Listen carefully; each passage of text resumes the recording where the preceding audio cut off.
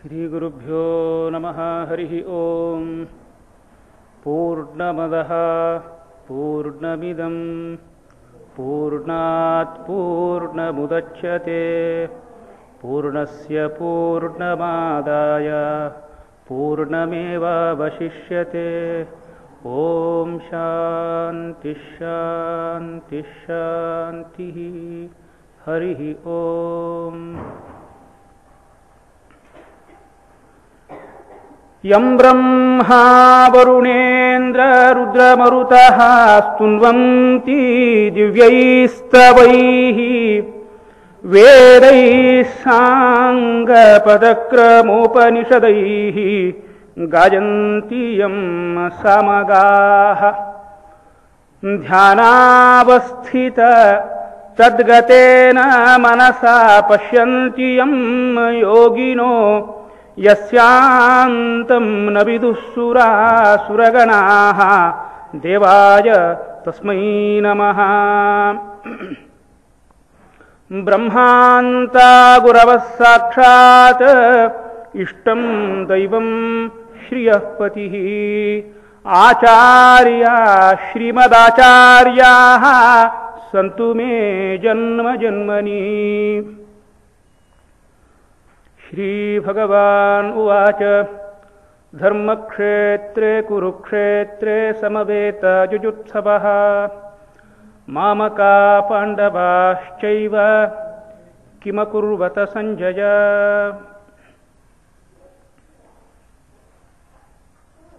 ಅನೇಕರು ಗಮನಿಸಿದ ಹಾಗೆ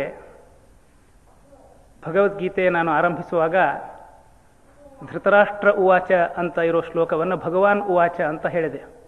ಧರ್ಮಕ್ಷೇತ್ರೇ ಕುರುಕ್ಷೇತ್ರೇ ಅನ್ನೋ ಶ್ಲೋಕ ಭಗವಾನ್ ಉವಾಚ ಅಲ್ಲ, ಧೃತರಾಷ್ಟ್ರ ಉವಾಚ. ಆದರೆ ಭಗವಾನ್ ಉವಾಚ ಅಂದರೆ ಏನು ತಪ್ಪಲ್ಲ. ಯಾಕೆಂದರೆ ಮಧ್ವ ಸಿದ್ಧಾಂತದಲ್ಲಿ ಅದರಲ್ಲೂ ಅನುಸಂಧಾನಕ್ಕೆ ಬಹಳ ಪ್ರಾಮುಖ್ಯ. ಧೃತರಾಷ್ಟ್ರ ಅನ್ನೋ ಶಬ್ದಕ್ಕೆ ಅನುಸಂಧಾನ ಇರೋ ಭಕ್ತನಿಗೆ ಭಗವಾನ್ ಅನ್ನೋ ಅರ್ಥ ದೊರೆಯಲಿಕ್ಕೆ ಸಾಧ್ಯ. ಹೇಗೆ ಅಂದರೆ ಧೃತಂ ರಾಷ್ಟ್ರಂ ಏನ ಸಹ ಸಹ ಧೃತರಾಷ್ಟ್ರ. ಯಾರಿಂದ ಈ ಇಡೀ ರಾಷ್ಟ್ರ ಇಡೀ ವಿಶ್ವ ಧೃತವಾಗಿದೆಯೋ, ಧರಿಸಲ್ಪಟ್ಟಿದೆಯೋ, ಯಾರಿಂದಾಗಿ ನಡೀತಾ ಇದೆಯೋ ಅವನು ಧೃತರಾಷ್ಟ್ರ. ಧೃತಂ ರಾಷ್ಟ್ರಂ ಏನ ಸಹ. ಈಗ ಪರ್ಯಾಯ ಪೀಠ ವಿರಾಜಮಾನರಾಗಿರ್ತಕ್ಕಂಥ ಚಿಕ್ಕ ಪಲಿಮಾರು ಶ್ರೀಪಾದಂಗಳವರು ನಾವು ಗೀತೆ ಓದ್ತಾ ಇರುವಾಗ ಒಂದು ಪ್ರಶ್ನೆ ಹಾಕಿದರು. ಭಗವದ್ಗೀತೆಗೆ ಮಂಗಳಾಚರಣವೇ ಇಲ್ವಲ್ಲ, ಧೃತರಾಷ್ಟ್ರ ಉವಾಚ ಅಂತ ಕುರುಡನ ಹೆಸರು ಹೇಳ್ಕೊಂಡು ಇಂಥ ದೊಡ್ಡ ಗ್ರಂಥ ಶುರು ಮಾಡ್ತೀರಿ, ದೇವ್ರ ಹೆಸರು ಹೇಳಬಾರ್ದೆ ಅಂತ ಸುಮ್ಮನೆ ಕುಚೋದ್ಯ. ನಾವು ಏನು ಹೇಳ್ತೀವಿ ಸಂಸ್ಕೃತ ಓದ್ತಿರೋರು ಅಂತ. ಮೊದಲನೇದಾಗಿ ಭಗವದ್ಗೀತೆ ಅನ್ನೋದು ಗ್ರಂಥದ ಆರಂಭ ಅಲ್ಲ, ಮಹಾಭಾರತದ ಒಂದು ಭಾಗ ಅದು. ಆದ್ದರಿಂದ ಅಲ್ಲಿ ಮಂಗಳಾಚರಣೆ ಹುಡುಕುವ ಅಗತ್ಯವೇ ಇಲ್ಲ, ಮಧ್ಯದ ಭಾಗ ಅದು, ಆರಂಭದ ಭಾಗ ಅಲ್ಲ. ಎರಡನೇದಾಗಿ ಭಗವದ್ಗೀತೆ ಒಂದು ಸ್ವತಂತ್ರ ಗ್ರಂಥ ಅಂತ ಇಟ್ಟುಕೊಂಡ್ರೂ ಕೂಡ ಧೃತರಾಷ್ಟ್ರ ಉವಾಚ ಅನ್ನೋದ್ರಿಂದಲೇ ಭಗವಂತನ ಹೆಸರನ್ನ ಮೊದಲು ತೆಗೆದುಕೊಂಡು ಗ್ರಂಥವನ್ನು ಆರಂಭಿಸಿದ್ದಾರೆ. ಧೃತರಾಷ್ಟ್ರ ಅಂದರೆ ಕ್ರೀಡು ಧೃತರಾಷ್ಟ್ರ ಅಲ್ಲ, ವಿಶ್ವತಶ್ಚಕ್ಷುವಾಗಿರತಕ್ಕಂಥ ಭಗವಂತ. ಆ ಧೃತರಾಷ್ಟ್ರಕ್ಕೆ ಶಬ್ದಕ್ಕೆ ಅರ್ಥ ಅಂತ ಅನುಸಂಧಾನ ಇಟ್ಟುಕೊಂಡರೆ ಭಗವದ್ಗೀತೆಯ ಮಂಗಳಾಚರಣೆ ಧೃತರಾಷ್ಟ್ರ ಉವಾಚ ಅನ್ನೋ ಶಬ್ದದಿಂದಲೂ ಆಗಲಿಕ್ಕೆ ಸಾಧ್ಯ. ನಮ್ಮಲ್ಲಿ ಎಷ್ಟೋ ಜನರಿಗೆ ಕ್ಲಬ್ ಹೌಸ್ನಲ್ಲಿ ಶುರು ಮಾಡುವಾಗ ಅದೆಂಗೆ ಪೂಜಾ ಪುನಸ್ಕಾರ ಪಾಠಾದಿಗಳನ್ನು ಕ್ಲಬ್ ಹೌಸ್ನಲ್ಲಿ ಮಾಡ್ತಾ ಇದ್ದೀವಿ ಅನ್ನೋ ಶಂಕೆ ಮನಸ್ಸಿನಲ್ಲಿತ್ತು. ಈಗ ಕ್ಲಬ್ ಹೌಸ್ನಿಂದ ಚರ್ಚಿಗೆ ಬಂದಿದ್ದೀವಿ. ಇವತ್ತು ಮನೆಯಿಂದ ಹೊರಡುವಾಗ ನನ್ನ ಹೆಂಡತಿ ಎಲ್ಲಿಗೆ ಹೋಗ್ತಾ ಇದ್ದೀವಿ ಅಂದರೆ ಚರ್ಚಿಗೆ ಹೋಗ್ತಾ ಇದ್ದೀವಿ ಅಂದು ಮೊದಲು, ಆಮೇಲೆ ಇಲ್ಲ VMSಗೆ ಹೋಗ್ತಾ ಇದ್ದೀವಿ, ಯಾಕೋ ಚರ್ಚಿಗೆ ಹೋಗ್ತಾ ಇದ್ದೀವಿ ಅನ್ಕೊಳ್ಳೋಕೆ ಸಮ ಆಗಲ್ಲ. ಹಾಗೆ ಮೊದಲು ಶುರು ಮಾಡುವಾಗ ಹೊಸ ಶಬ್ದ, ಹೊಸ ಪ್ರದೇಶ, ಹೊಸತನಕ್ಕೆ ಹೊಂದಿಕೊಳ್ಳಿಕ್ಕೆ ಸ್ವಲ್ಪ ಸಮಯ ಬೇಕಾಗ್ತದೆ. ಎಲ್ಲ ಹೊಸ ಜಾಗ, ವಿಷಯ ಹೊಸತಲ್ಲ, ನೀವು ನಮಗೆ ಹೊಸತಲ್ಲ, ನಾವು ನಿಮಗೆ ಹೊಸತಲ್ಲ, ಮತ್ತು ನಮ್ಮ ಉದ್ದೇಶ ಹೊಸತಲ್ಲ. ಆದ್ದರಿಂದ ಸಾಮಾನ್ಯವಾಗಿ ಯಂಬ್ರಹ್ಮ ಅಂತ ಶುರು ಮಾಡೋ ನಾನು ಇವತ್ತು ಪೂರ್ಣಮದಃ ಅನ್ನೋ ಶಾಂತಿ ಪಾಠದಿಂದ ಶುರು ಮಾಡಿದೆ. ಮನಸ್ಸಿನಲ್ಲಿ ಒಂದು ಉದ್ದೇಶ ಏನು ಅಂದರೆ ನಾವು ಎಲ್ಲೇ ಹೋಗ್ರಿ ಆ ಪೂರ್ಣನಿಂದ ಎಸ್ಕೇಪ್ ಆಗಲಿಕ್ಕೆ ಸಾಧ್ಯ ಇಲ್ಲ. ಕ್ಲಬ್ ಹೌಸ್ನಲ್ಲಿ ಅದೇ ಪೂರ್ಣ ಇದ್ದ, ಆ ಪೂರ್ಣನನ್ನ ಹೃದಯದಲ್ಲಿ ಧರಿಸಿಕೊಂಡು ಈ ಚರ್ಚಿಗೆ ಬಂದಿದ್ದೀವಿ. ದೇವರಿಚ್ಛೆ ಎಷ್ಟು ದಿವಸ ಇಲ್ಲಿ ನಡಿಬೇಕು ಅಂತಿದೆಯೋ ಅಷ್ಟು ದಿವಸ ನಡೆಯುತ್ತೆ. ಎಲ್ಲೇ ಹೋಗಲಿ, ಎಲ್ಲೇ ಗೀತೆ ಓದಲಿ, ಎಲ್ಲೇ ಈ ಅನುಸಂಧಾನ ಮುಂದುವರಿಲಿ, ಅಲ್ಲಿ ಆ ಪೂರ್ಣನನ್ನ ಜೊತೆಗೆ ಇಟ್ಟುಕೊಂಡೇ ಹೋಗ್ತೀವಿ. ಆದ್ದರಿಂದ ಈ ಸ್ಥಳ ಭೇದ ನಮಗೆ ಯಾವ ವ್ಯತ್ಯಾಸವನ್ನ ಮಾಡೋ ಹಾಗಿಲ್ಲ. ಎಲ್ಲಿ ತನಕ ಹೃದಯದಲ್ಲಿ ಆ ಉದ್ದೇಶ ನಮಗೆ ಸ್ಪಷ್ಟವಾಗಿರುತ್ತೋ ಅಲ್ಲಿ ತನಕ ಎಲ್ಲ ಹೊರಗಿನ ಬಾಹ್ಯ ಉಪಾಧಿಗಳೆಲ್ಲ ಗೌಣ ಅನ್ನತಕ್ಕಂಥದ್ದನ್ನು ನನಗೆ ನಾನೇ ಜ್ಞಾಪಿಸಿಕೊಂಡು ನಿಮಗೂ ಜ್ಞಾಪಿಸ್ಲಿಕ್ಕೋಸ್ಕರ ಆ ಪೂರ್ಣಮದಃ ಪೂರ್ಣಮಿದಂ, ಅಲ್ಲಿ ಕ್ಲಬ್ ಹೌಸ್ನಲ್ಲಿದ್ದಲ್ಲ ಅದಹ, ಅಲ್ಲಿ ನಾವು ಅನುಸಂಧಾನ ಮಾಡತಕ್ಕಂಥ ಕ್ಲಬ್ ಹೌಸ್ನಲ್ಲಿ ಅನುಸಂಧಾನ ಮಾಡಿದಂಥ ಭಗವಂತನೂ ಪೂರ್ಣ. ಇದಂ, ಈ ಚರ್ಚಿನಲ್ಲಿ ನಾವು ಅನುಸಂಧಾನ ಮಾಡ್ತಾ ಇರೋ ಭಗವಂತನೂ ಪೂರ್ಣ. ಆ ಕ್ರಾಸ್ನಲ್ಲಿ ಜನಗಳು ಕಾಣತಕ್ಕಂಥ ಆ ಭಗವಂತನೂ ಪೂರ್ಣ. ನಮಾಜ್ ಮಾಡ್ತಾರಲ್ಲ, ಏನು ಆಕಾರ ಇಲ್ಲದೇನೆ ಅಲ್ಲ ಅನ್ನೋ ಹೆಸರಿನಿಂದ ಅವರು ಕಾಣತಕ್ಕಂಥ ಭಗವಂತನೂ ಪೂರ್ಣನೇ. ಆದ್ದರಿಂದ ಪೂರ್ಣಮದಃ ಪೂರ್ಣಮಿದಂ ಪೂರ್ಣಾತ್ ಪೂರ್ಣಮುದಚ್ಯತೆ. ದೀಪ ಬೆಳಗಿಸಿದಾಗ ಮೊದಲಿನ ದೀಪದಲ್ಲಿ ಯಾವುದು ನಷ್ಟವಾಗೋದಿಲ್ಲ. ಹಾಗೆ ಪೂರ್ಣಾತ್ ಪೂರ್ಣಮುದಚ್ಯತೆ ಪೂರ್ಣಸ್ಯ ಪೂರ್ಣಮಾದಾಯ ಪೂರ್ಣಮೇವಾವಶಿಷ್ಯತೆ. ಈ ಜ್ಞಾನದ ಜ್ಯೋತಿಯನ್ನು ಯಥಾಶಕ್ತಿ ನಾವು ಒಬ್ಬರಿಗೊಬ್ಬರು ಅಭಿವೃದ್ಧಿಪಡಿಸೋಣ. ಎಲ್ಲರೂ ಇದರಿಂದಾಗಿ ಆಧ್ಯಾತ್ಮ ಪಥದಲ್ಲಿ ಬೆಳೆಯುವಂತಾಗೋಣ ಅನ್ನೋ ಒಂದು ಸತ್ಸಂಕಲ್ಪ ಪ್ರಾರ್ಥನೆಯೊಂದಿಗೆ ಭಗವಂತನ ಸನ್ನಿಧಿಯಲ್ಲಿ ಈ ಪ್ರಾರ್ಥನೆಯನ್ನು ನಿಮ್ಮೆಲ್ಲರ ಪರವಾಗಿ ನಾನು ಮಾಡ್ತಾ ಇದ್ದೇನೆ. ನಮ್ಮ ಹೃದಯ ಪ್ರತಿಯೊಂದು ಸತ್ಸಂಗದಲ್ಲೂ ಬೆಳೀಲಿ, ಪ್ರತಿಯೊಂದು ಸತ್ಸಂಗದಲ್ಲೂ ಸಣ್ಣ ವಿಚಾರಗಳನ್ನು, ಸಣ್ಣ ಭಾವನೆಗಳನ್ನು ದೂರಗೊಳಿಸಿ ಉತ್ಕರ್ಷಕ್ಕೆ ನಾಂದಿಯಾಗಲಿ. ಇದು ನಮ್ಮೆಲ್ಲರಲ್ಲಿ ಸ್ನೇಹ ಮತ್ತು ಸೌಹಾರ್ದ ಬೆಳೆಯಬೇಕು, ಆಧ್ಯಾತ್ಮಿಕ ಪಥದಲ್ಲಿ ನಾವು ವಿಶೇಷವಾಗಿ ಮುಂದುವರಿಯುವಂತಾಗಬೇಕು ಅನ್ನೋ ಒಂದು ಹಂಬಲವನ್ನು ಆ ಭಗವಂತನ ಸನ್ನಿಧಾನದಲ್ಲಿ ನಾನು ಇರಿಸಿ ನಿಮ್ಮ ಎಲ್ಲರ ಅನುಮತಿಯೊಂದಿಗೆ ಈ ಸತ್ಸಂಗವನ್ನು ಆರಂಭಿಸ್ತಾ ಇದ್ದೇನೆ, ಅಂದರೆ ಮುಂದುವರಿಸ್ತಾ ಇದ್ದೇನೆ. ನಮ್ಮಲ್ಲಿ ಒಬ್ಬರು ಉಪನ್ಯಾಸಕಾರರು ಉಪನ್ಯಾಸ ಮಾಡಲಿಕ್ಕೆ ಶುರು ಮಾಡುವಾಗ ಉಪನ್ಯಾಸ ಮಾಡಲಿಕ್ಕೆ ನಿಮ್ಮ ಮುಂದೆ ನಿಂತಿದ್ದೇನೆ ಅಂದರೆ ಕೂತಿದ್ದೇನೆ ಅಂದರೆ, ಯಾಕೆಂದರೆ ಕೂತ್ಕೊಂಡು ಉಪನ್ಯಾಸ ಮಾಡ್ತಾ ಇದ್ದಾರೆ. ಹಂಗೆ ಉಪನ್ಯಾಸ ಇವತ್ತು ಆರಂಭ ಮಾಡ್ತಾ ಇದ್ದೇನೆ ಅಂದರೆ ಕಂಟಿನ್ಯೂ ಮಾಡ್ತಾ ಇದ್ದೇನೆ. ನಿಮ್ಮಲ್ಲಿ ಉಪನ್ಯಾಸ ಕಳೆದ ವರ್ಷ ಇಡೀ ಕೇಳಿದವರಿದ್ದೀರಿ. ಅದನ್ನೇ ಈ ವರ್ಷ ಮುಂದಿನ ಕಳೆದ ವರ್ಷಗಳಲ್ಲಿ 3 ಅಧ್ಯಾಯಗಳನ್ನು ನಾವು ಅನುಸಂಧಾನ ಮಾಡಿದ್ದೇವೆ. 4ನೇ ಅಧ್ಯಾಯ, 5ನೇ ಅಧ್ಯಾಯ, ಪುರುಷೊತ್ತು ಉಳಿದ್ರೆ 6ನೇ ಅಧ್ಯಾಯ. ಯಾಕೆಂದರೆ ಶುರು ಮಾಡೋದು ನನ್ನ ಕೈಯಲ್ಲಿ, ಮುಗಿಸೋದು ನನ್ನ ಕೈಯಲ್ಲಿಲ್ಲ. ಒಂದು ವಾಚ್ ಎದುರುಗಡೆ ಇಟ್ಕೊಂಡಿರ್ತೇನೆ, ಎಷ್ಟು ಕವರ್ ಆಗಬೇಕು ಅನ್ನೋದು ಅವನ ಚಿತ್ತ. ಎಷ್ಟು ದೇವರು ಅನುಸಂಧಾನ ಮಾಡೋ ಅವಕಾಶ ಕೊಡ್ತಾನೋ ಅಷ್ಟನ್ನು ಮಾಡೋಣ. 4ನೇ ಅಧ್ಯಾಯದಲ್ಲಿ ಅನೇಕ ಒಳ್ಳೆ ಅರ್ಥವತ್ತಾದ ಶ್ಲೋಕಗಳಿವೆ. ಭಗವದ್ಗೀತೆ 2ನೇ ಅಧ್ಯಾಯ ಮತ್ತು 15ನೇ ಅಧ್ಯಾಯಕ್ಕೆ ಸಾಮಾನ್ಯವಾಗಿ ಜನಗಳು ಬಹಳ ಬೆಲೆ ಕೊಡ್ತಾರೆ, ಮಹತ್ವಪೂರ್ಣವಾದ ಅಧ್ಯಾಯಗಳಿವು ಅಂತ.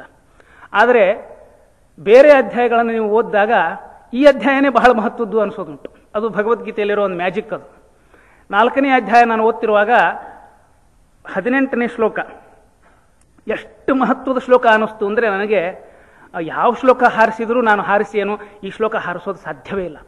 ಪ್ರಾಯ one of the most meaningful shlokas in the entire Bhagavad Gita 4ನೇ ಅಧ್ಯಾಯದಲ್ಲಿರೋ ಈ ಶ್ಲೋಕ.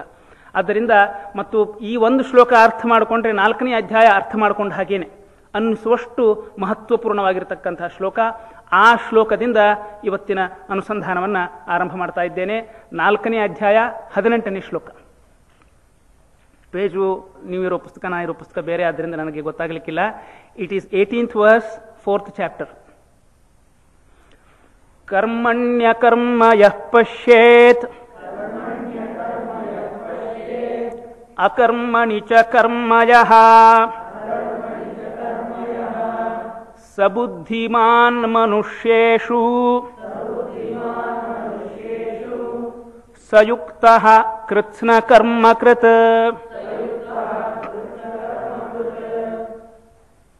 ಮೊದಲು ಸಾಧಾರಣವಾದ ಅರ್ಥವನ್ನು ಹೇಳೋಣ. ಕರ್ಮಣಿ ಅಕರ್ಮ ಯಃ ಪಶ್ಯೇತ್, ಅಕರ್ಮಣಿ ಕರ್ಮ ಯಃ ಪಶ್ಯೇತ್, ಸಹ ಮನುಷ್ಯೇಷು ಬುದ್ಧಿಮಾನ್ ಸಹ ಕೃತ್ಸ್ನ ಕರ್ಮ ಕೃತ್ ಅಂತ ಅನ್ವಯ.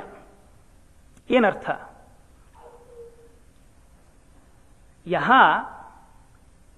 ಕರ್ಮಣಿ ಅಕರ್ಮ ಪಶ್ಯೇತ್, ಕರ್ಮದಲ್ಲಿ ಅಕರ್ಮವನ್ನು ಯಾವನು ಕಾಣ್ತಾನೋ, ಅಕರ್ಮದಲ್ಲಿ ಕರ್ಮವನ್ನು ಯಾವನು ಕಾಣ್ತಾನೋ, ಅಕರ್ಮಣಿಚ ಕರ್ಮಯಃ ಪಶ್ಯೇತ ಅನ್ನೋದನ್ನು ಅಲ್ಲೂ ಇಟ್ಕೊಳ್ಬೇಕು.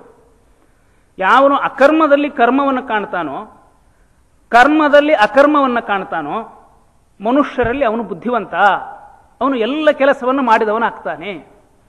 ಏನು ಒಳ್ಳೆ ಒಗಟಿದ್ದಂಗಿದೆ ಇದು. ಕರ್ಮದಲ್ಲಿ ಕರ್ಮವನ್ನು ಕಾಣೋದು ಸಹಜ, ಅಕರ್ಮದಲ್ಲಿ ಅಕರ್ಮವನ್ನು ಕಾಣೋದು ಸಹಜ. ಕೃಷ್ಣ ಏನು ಹೇಳ್ತಿದ್ದಾನೆ? ಕರ್ಮದಲ್ಲಿ ಅಕರ್ಮವನ್ನು ಕಾಣ್ರಿ, ಅಕರ್ಮದಲ್ಲಿ ಕರ್ಮವನ್ನು ಕಾಣ್ರಿ, ಅಂದ್ರೆ ನೀವು ಬುದ್ಧಿವಂತರು. ಈ ಬುದ್ಧಿವಂತರು ಮಾತಾಡೋ ಭಾಷೆನೇ ಹಿಂಗೆ, ಸುಮ್ಮನೆ ನಮ್ಮನ್ನ ಗೊಂದಲಕ್ಕೆ ಹಾಕೋದು, ಆಮೇಲೆ ಸಂಸ್ಕೃತ ಶಬ್ದಾರ್ಥ ಸಂಧಿ ಸಮಾಸ ಅನ್ಕೊಂಡು ಬಡದಾಡಿ ನಮಗೊಟ್ಟು ಅರ್ಥವಾಗದಂಗೆ ಮಾಡ್ಬಿಡೋದು. ಏನು ವೇದಾಂತ ಅಂದ್ರೆ ತನಗೆ ತಿಳಿಲೇ ಇದ್ದದ್ದನ್ನು ಮತ್ತಷ್ಟು ತಿಳಿಲಾರ್ದಂಗೆ ಇನ್ನೊಬ್ರಿಗೆ ಹೇಳೋದೇ ವೇದಾಂತ. ಉಪನ್ಯಾಸ ಅದ್ಭುತವಾಗಿತ್ರಿ. ಓ ಹೌದಾ? ಯಾವ್ದ್ರ ಮೇಲೆ ಮಾತಾಡಿದ್ರು? ಗೀತೆ ಮೇಲೆ ಮಾತಾಡಿದ್ರು. ಓ ಹೌದಾ? ಭಾರಿ ಇತ್ತು ಬಿಡ್ರಿ. ಏನ್ ಹೇಳಿದ್ರು? ಅದು ಕೇಳಬಾರ್ದು ನೀವು. ಯಾಕೆ? ಚೆನ್ನಾಗಿ ಹೇಳಿದ್ರು ಅಂತೀರಾ? ಹೌದು, ಅದು ವೇದಾಂತ. ಅದು ವೇದಾಂತ ಅಂದ್ರೆ ತಿಳ್ಕೊಂಡ್ಬಿಡ್ಬೇಕು ನೀವು. ತಿಳಿಬಾರದದು, ಅದರಿಂದ ನಾನು ತಿಳ್ಕೊಂಡಿಲ್ಲ, ಏನ್ ಹೇಳಿದ್ರು ಅಂತ ಕೇಳೋ ಹಂಗಿಲ್ಲ. ಮುಂದೆ ವೇದಾಂತ ಹೇಳಿದ್ರು ಅಂತ. ಬಹಳ ಸುಂದರವಾದ ಶ್ಲೋಕ ಇದು, ಒಳ್ಳೆ ಒಗಟಿದ್ದಂಗಿದೆ. ಕೆಲವರು ಕರ್ಮ ಅನ್ನೋದಕ್ಕೆ ಕ್ರಿಯೆ ಅನ್ನೋ ಅರ್ಥವನ್ನು ಹೇಳ್ತಾರೆ. ಈ ಶಬ್ದಾರ್ಥ ಬರ್ಕೊಂಡು ಭಗವದ್ಗೀತೆಗೆ ಪುಸ್ತಕಕ್ಕೆ ಅರ್ಥ ಬರೀತಾರಲ್ಲ, ಅವ್ರು ಇಂಥಲ್ಲಿ ಸಿಗ್ಬಿಡೋದು ಜಾಸ್ತಿ.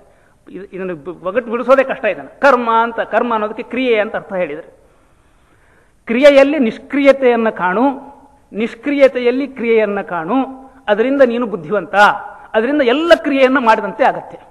ಏನು ಹೇಳ್ದಂಗಾಯ್ತು ಅರ್ಥ. ಝೋಂತಸ್ಯ ಝೋಂತಾರ್ಥ ಅಂತ ವ್ಯಾಕರಣದಲ್ಲಿ ಒಂದು ತಮಾಷೆ ಮಾಡೋದುಂಟು.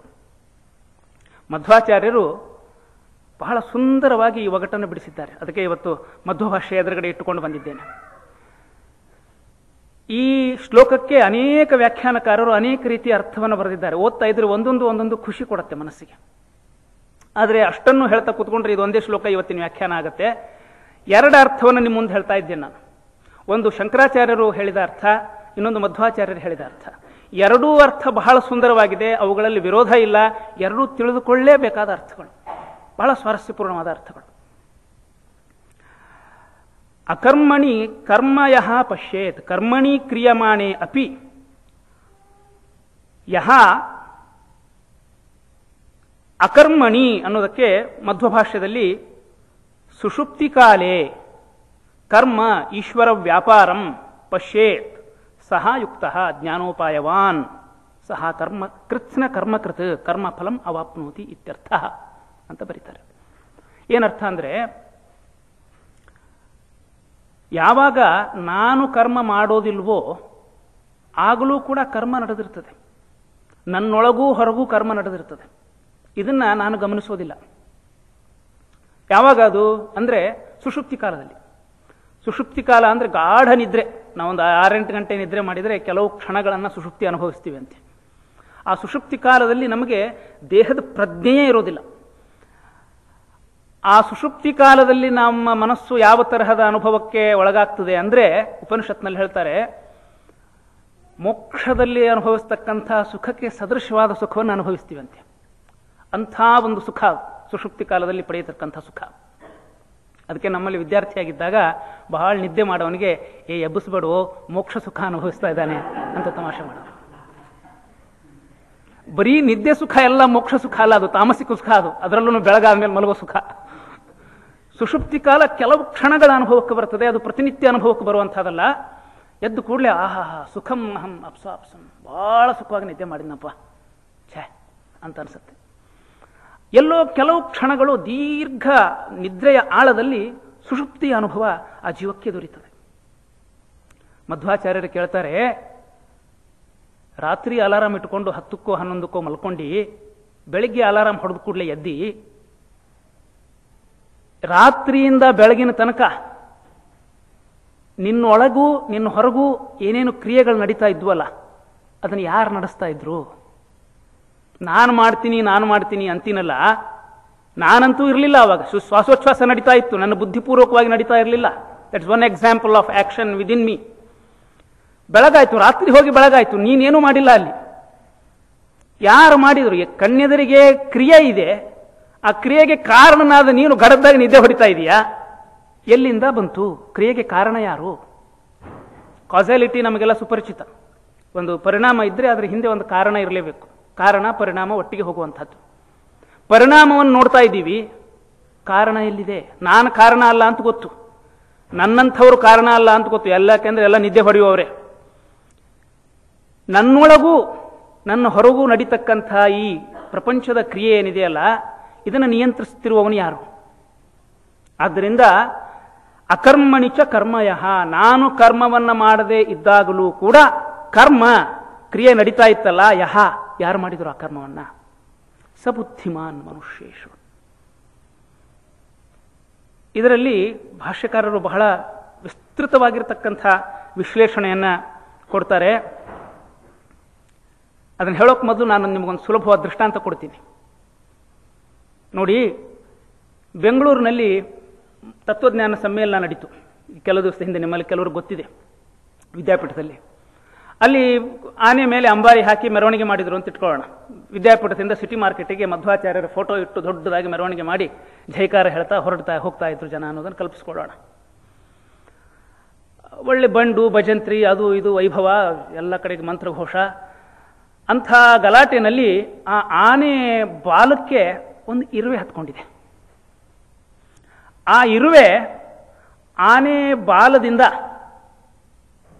ಮುಖದ ಕಡೆಗೆ ಪ್ರಯಾಣ ಮಾಡ್ತಾ ಇದೆ ಅಂತ ತಿಳ್ಕೊಳ್ಳೋಣ. ಸರಿ, ಮೆರವಣಿಗೆ ಶುರು ಆಯಿತು. ಆ ಆನೆ ಬಂದು ಸಿಟಿ ಮಾರ್ಕೆಟ್ ಮುಟ್ತು.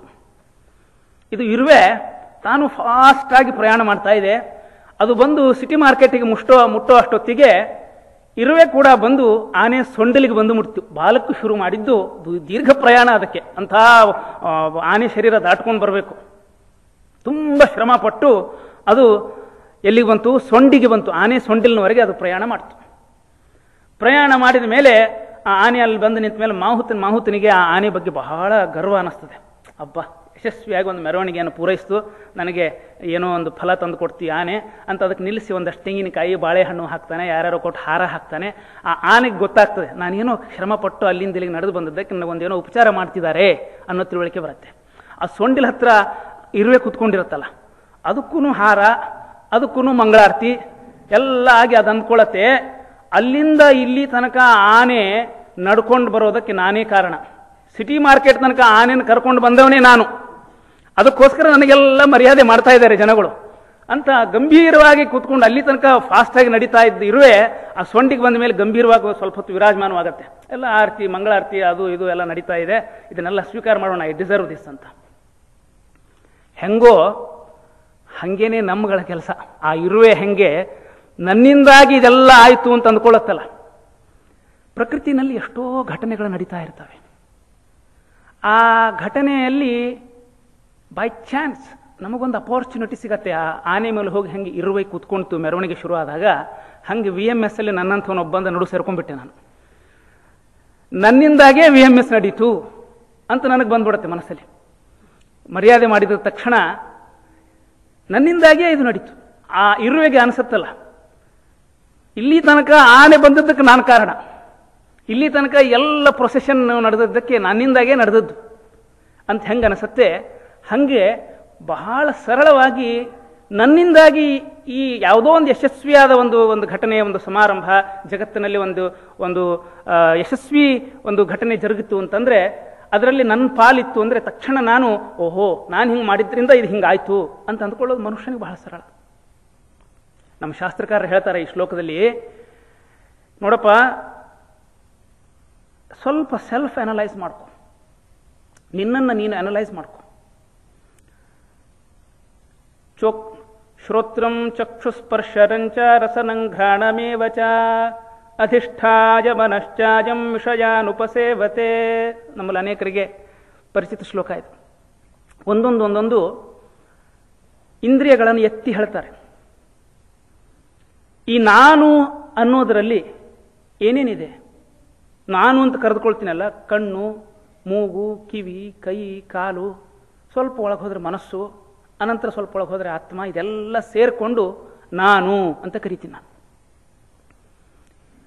ಈ ನಾನು ಅಂತ ಏನು ಸಮಷ್ಟಿಯಾಗಿದೆಯಲ್ಲ, ಇದರಲ್ಲಿಂದು ಸಟಲ್ ಲೆವೆಲಲ್ಲಿ ಇರೋದನ್ನು ಬಿಟ್ಬಿಡೋಣ.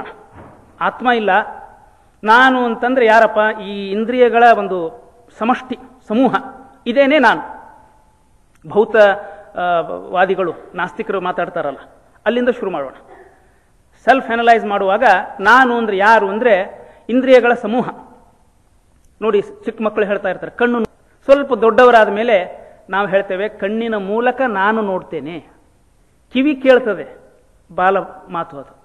ಕಿವಿಯ ಮೂಲಕ ನಾನು ಕೇಳ್ತೇನೆ ಅಲ್ವಾ? ಸೊ ಇಂದ್ರಿಯಕ್ಕಿಂತ ಒಂದು ಹೆಜ್ಜೆ ಹಿಂದೆ ಬಂದ್ವಿ ನಾವು.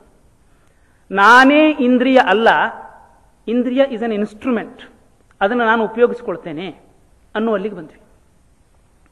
ಆಮೇಲೆ ಮತ್ತೊಂದು ಹೆಜ್ಜೆ, ನಾನು ಯೋಚಿಸ್ತೇನೆ, ನನ್ನ ಮನಸ್ಸಿಗೆ ನಾನು ಹೇಳ್ತೇನೆ, ನನ್ನ ಮನಸ್ಸು ಯೋಚಿಸ್ತದೆ ಅನ್ನುವಲ್ಲೆಲ್ಲ ಸ್ಪಷ್ಟ ಏನು ಅಂದರೆ ನಾನು ಮನಸ್ಸಲ್ಲ, ಮನಸ್ಸಿನ ಮೂಲಕ ನಾನು ಯೋಚಿಸ್ತೇನೆ ಅಂದಾಗ ಮನಸ್ಸು ಬೇರೆ, ನಾನು ಬೇರೆ. ಮತ್ತೊಂದು ಹೆಜ್ಜೆ ಮುಂದೆ ಹೋಗೋಣ. ಈ ಕಣ್ಣಿನ ಮೂಲಕ ನಾನು ನೋಡ್ತೇನೆ, ಆದ್ದರಿಂದ ನನ್ನ ಕಣ್ಣು. ಶಾಸ್ತ್ರಕಾರರು, ನಮ್ಮ ವಿಶೇಷತಃ ಅದರಲ್ಲೂ ಉಪನಿಷತ್ಕಾರರು ಈ ಮಾತನ್ನ ಬಹಳ ತಮಾಷೆ ಮಾಡ್ತಾರೆ. ಅವರು ದೇ ರಿಡಿಕ್ಯೂಲ್ ದಿಸ್ ಸ್ಟೇಟ್ಮೆಂಟ್, ನನ್ನ ಕಣ್ಣು ಅನ್ನೋ ಮಾತನ್ನ.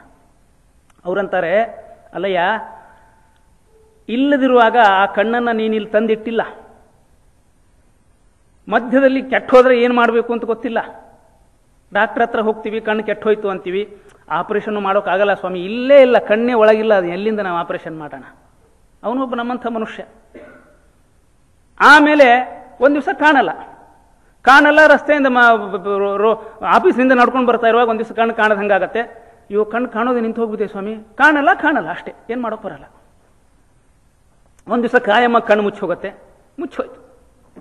ಮೊದಲು ಇಲ್ಲದೆ ಇರುವಾಗ ನಾನು ಅದನ್ನು ತಂದಿಲ್ಲ, ಕೆಟ್ಟ ಹೋದ್ರೆ ರಿಪೇರ್ ಮಾಡೋದು ಹೆಂಗೆ ಅಂತ ಗೊತ್ತಿಲ್ಲ, ಮುಚ್ಚಿದ್ರೆ ಅದನ್ನು ತೆಗಿಬೇಕು ಹೆಂಗೆ ಅಂತ ಗೊತ್ತಿಲ್ಲ, ಅದರ ಪ್ರೊಪ್ರೈಟರ್ಶಿಪ್ ನನಗೆ ಹೆಂಗೆ? ನನ್ನ ಕಣ್ಣು ಅಂತ ಹೇಳ್ತೇನೆ ನಾನು. ಸಿನಿಮಾ ಹಾಲ್ನಲ್ಲಿ ಹೋಗಿ ಕೂತ್ಕೋತೀವಿ, ಅಲ್ಲಿ ಫಿಲ್ಮು ಬೇಕು, ಪ್ರೊಜೆಕ್ಟರ್ ಬೇಕು, ದೊಡ್ಡ ಪರದೆ ಇದೆ ಎದುರುಗಡೆ, ನೋಡ್ತಾ ನೀನು ಕೂತ್ಕೊಂಡಿದೀಯ. ಫಿಲ್ಮ್ ಇದೆ, ಪ್ರೊಜೆಕ್ಟರ್ ಇದೆ, ಸ್ಕ್ರೀನ್ ಇದೆ, ಆದ್ರೆ ಚಿತ್ರ ಮೂಡುವುದಿಲ್ಲ. ಆ ಫಿಲ್ಮನ್ನು ಪ್ರೊಜೆಕ್ಟರಲ್ಲಿ ಹಾಕಿ ರನ್ ಮಾಡುವವ ಒಬ್ಬ ಬೇಕು. ರನ್ ಮಾಡಿದಾಗ ನೀನು ಕೂತ್ಕೊಂಡು ನೋಡ್ತೀಯ ಅಷ್ಟೇ. ಹಾಗಾದ್ರೆ ನನ್ನ ಕೆಲಸ ಎಷ್ಟು ಅಂದರೆ ಐ ಆಮ್ ಎ ಸ್ಪೆಕ್ಟೇಟರ್, ಕೂತ್ಕೊಂಡು ಅಲ್ಲಿ ನೋಡ್ತಾ ಇದ್ದೀನಿ. ಒಂದು ವೇಳೆ ಆ ಮಷಿನ್ ಕೆಟ್ಟ ಹೋಯ್ತು ಅಂದರೆ ಅದನ್ನು ಹೆಂಗೆ ರಿಪೇರ್ ಮಾಡಬೇಕು ಗೊತ್ತಿಲ್ಲ ಇಲ್ಲಿ ಪ್ರೇಕ್ಷಕನಿಗೆ. ಕೆಲವು ಸಲ ಆಗುತ್ತೆ ನೋಡಿ, ಇಂಡಿಯಾದಲ್ಲಿ ನಡು ಕರೆಂಟ್ ಆಫ್ ಆಗಿಬಿಡುತ್ತೆ, ಮನೆಗೆ ಹೋಗೋದಷ್ಟೇ, ದುಡ್ಡು ಕೊಟ್ಟು ಬಂದು ಬೈಕೊಂಡು ಮನೆಗೆ ಹೋಗ್ತಾ ಇರೋದು. ನಾವೆಲ್ಲ ಸಣ್ಣವರಿದ್ದಾಗ ಇಂಗ್ಲೀಷ್ ಸಿನಿಮಾ ನೋಡ್ಲಿಕ್ಕೆ ಹೋಗ್ತಾ ಇದ್ವಿ, ಅವೆಲ್ಲ 1-1.5 ಗಂಟೆ ಸಿನಿಮಾ, ಇಂಡಿಯನ್ ಸಿನಿಮಾ 3 ಗಂಟೆ, ಇದು 1.5 ಗಂಟೆ, ಅದರಲ್ಲಿ ಮಧ್ಯದಲ್ಲಿ ಒಂದು ಅರ್ಧ-ಮುಕ್ಕಾಲು ಗಂಟೆ ಆದ್ಕೊಳ್ಳಿ ಇಂಟರ್ವ್ಯೂಲ್ ಅಂದ್ಕೊಡೋರು.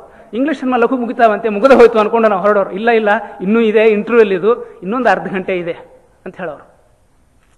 ಸರಿ, ಎಷ್ಟೊತ್ತು ತೋರಿಸ್ತಾರೆ ಅಷ್ಟೇನೆ, ಯಾವಾಗ ಅದು ಮಷಿನ್ ನಿಂತು ಹೋಯ್ತು ಮನೆಗೆ ಹೋಗ್ತಾ ಇರೋದಷ್ಟೇ. ಹಾಗೆ ಈ ಕಣ್ಣು ಅನ್ನೋದೊಂದು ಕ್ಯಾಮ್ರಾ ಇದ್ದಂಗೆ, ಇದನ್ನು ನಡೆಸುವ ಒಬ್ಬ ಬೇಕು. ನಾನು ಸುಮ್ಮನೆ ಇದ್ರ ಮೂಲಕ ನೋಡ್ತೀನಿ, ಎಷ್ಟು ಕಾಲ ನೋಡೋಕೆ ಅನುಮತಿ ಇದೆಯೋ ಅಷ್ಟು ಕಾಲ ನೋಡ್ತೀನಿ. ಯಾವತ್ತು ಬಂದಾಯ್ತು. ಯಾತಕ್ಕೆ ಇದು ಇದೇ ಗೊತ್ತಿಲ್ಲ, ಯಾತಕ್ಕೆ ಹೋಗ್ತದೆ ಗೊತ್ತಿಲ್ಲ. ನನ್ನ ಕಣ್ಣು ಅಂತ ಹೇಳ್ಕೊಂಡು ಅಡ್ಡಾಡ್ತೀನಿ. ಮೂಗಿನ ಮೂಲಕ ನಾನು ಉಸಿರಾಡಿಸ್ತೀನಿ. ಭಾಗವತದಲ್ಲಿ ಇದನ್ನು ಹೇಳಿದ್ದಾರೆ. ನಾನು ಭಾಗವತ ಹೇಳೋ ಕಾಲಕ್ಕೆ ಈ ವಿಷಯವನ್ನು ಹೇಳಿದ್ದೇನೆ. ಪದೇ ಅದನ್ನು ನೆನಪಿಸಿಕೊಳ್ಳೋ ಅಗತ್ಯ ಇದೆ ವಿಷಯ ಅಂತ ಹೇಳ್ತಾ ಇದ್ದೇನೆ. ಭಸ್ತ್ರಾಹ ಕಿಂ ನ ಶ್ವಸಂತ್ಯುತ ಕೇಳ್ತಾರೆ ಅವರು. ನನ್ನ ಮೂಗುವಿನ ಮೂಲಕ ನಾನು ಉಸಿರಾಡ್ತೀನಿ ಅಂತ ಹೇಳ್ತೀವಲ್ಲ, ತಾಯಿ ಗರ್ಭದಲ್ಲಿ ನನಗಿಂಥ ಮೂಗು ಬೇಕು ಅಂತ ಅಪ್ಲಿಕೇಶನ್ ಹಾಕಿ ಈ ಮೂಗನ್ನು ನಾನು ಪಡೆದಿದ್ದೀನೇನು? ನಮಗೇನಾರ ನಮ್ಮ ಅಂಗಾಂಗಗಳನ್ನು ಹೆಂಗೆ ಬೇಕು ಹಂಗಂಗೆ ಅಪ್ಲಿಕೇಶನ್ ಹಾಕಿ ಪಡ್ಕೊಳ್ಳೋದು ಬರ್ತಿತ್ತು ಅಂದರೆ ಎಲ್ಲ ಫಿಲ್ಮ್ ಸ್ಟಾರ್ಗಳ ಅಂಗಾಂಗದೊಂದು ಲಿಸ್ಟ್ ಕೊಟ್ಬಿಡ್ತಿದ್ವಿ. ಇವ್ರ ಮೂಗು, ಇವ್ರ ಕಣ್ಣು, ಇವ್ರ ಎದೆ, ಇವರ ಇದು ಖಂಡ ಮಾಂಸಗಳು, ಇಂಥದ್ದೆಲ್ಲ ನಮಗೆ ಬೇಕು. ಆರ್ಡರ್ ದೇವರಿಗೆ ಕಳಿಸ್ಬಿಡು, ನನಗೆ ನಾನು ಹುಟ್ಟುವಾಗ ಇಂಥದ್ದು ಬೇಕು ಅಂತ.